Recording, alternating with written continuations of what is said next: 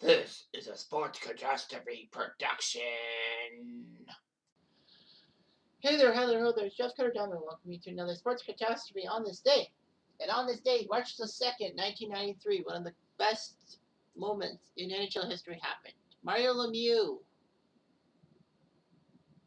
had basically done the impossible. He had finished the fight. He came back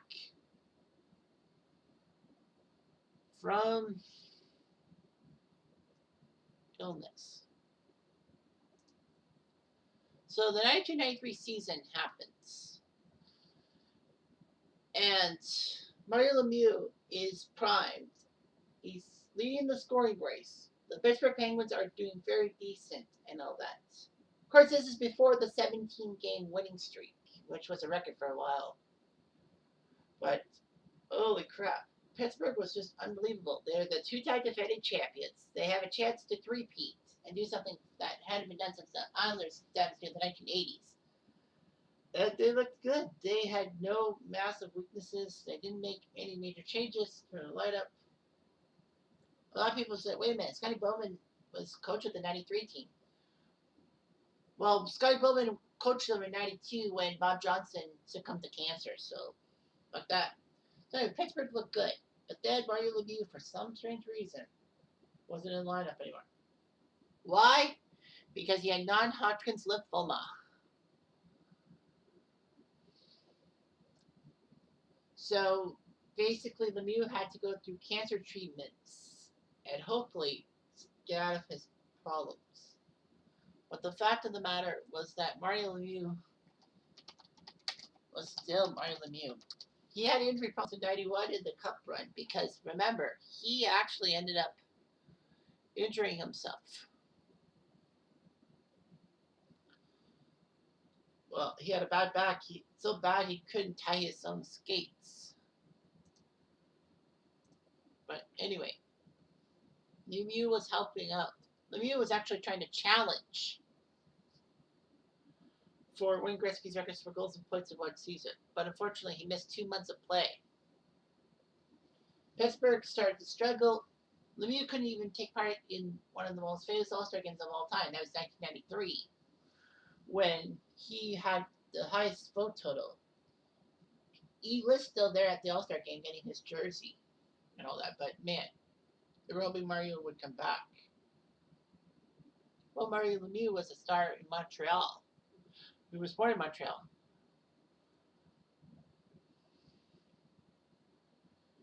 Anyway, so Mario Lemieux had to go through treatments and all that, aggressive radiation treatments. He missed 2 months of action.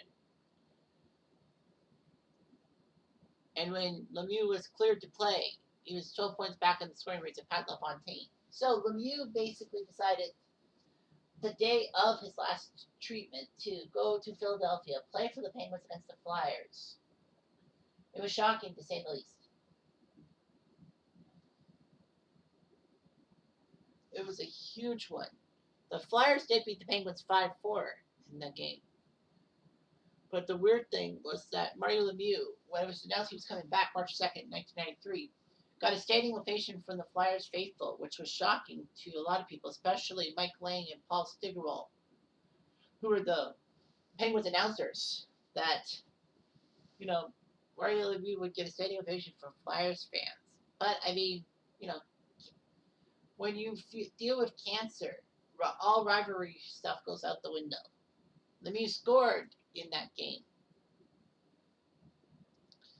and helped Pittsburgh out.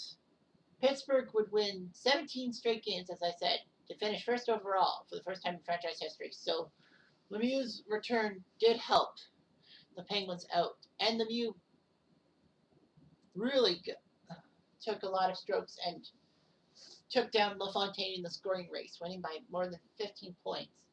So Mario Lemieux goes through cancer treatments, loses 2 months off his 1993 season, and still wins the scoring title by a comfortable margin. That's just how good he was in 93. And it also helped that Gretzky was injury prone and didn't play much for the Kings in the 93 season. That's what people forget, is that he had an injury shortened season in 93. But Gretzky would get the last laugh as he got the Kings to the Stanley Cup Finals. at the expense of my Maple Leafs, of course. Of course, Lemieux would still play for Pittsburgh for many years after that and was a one franchise guy. He never played for another team other than Pittsburgh.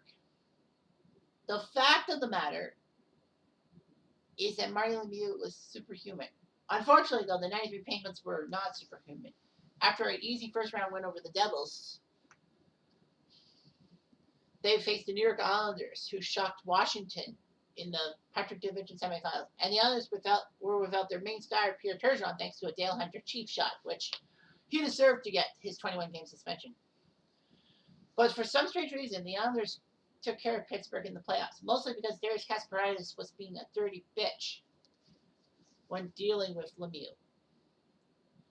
So the Islanders used the hack of Mario solution, I think. I guess that's what you call it. And then in Game 7, the Islanders won in overtime thanks to David Phillips' goal. Lemieux couldn't help Pittsburgh get to the conference finals, much less get to a three-peat. And here's a stat I told my good friend Bill Lang. Ever since 1983, when the Islanders won their fourth in a row, there has been no three-peats. However, here's the funny stat. Every time a team goes for a three-peat, they don't even make the Stanley Cup Finals. Look at Edmonton, 1984-85 champs. 86, they lose on the Steve Smith fluke goal. Don't even get to the Stanley Cup Finals. Smith error. Edmonton went for a three-peat in 89 after winning 87-88, but they found the first round to the LA Kings, squandering a 3-1 series lead. The Pittsburgh Penguins, 91-92 champs. 93, they basically squandered their chance in the division finals, or the conference semis, if you will, against the Islanders. The Red Wings, 97-98 champions. 99, they lose in the conference semifinals to the Colorado Avalanche. People think it's the conference finals, but no. Colorado and Dallas played a famous 7-game conference finals.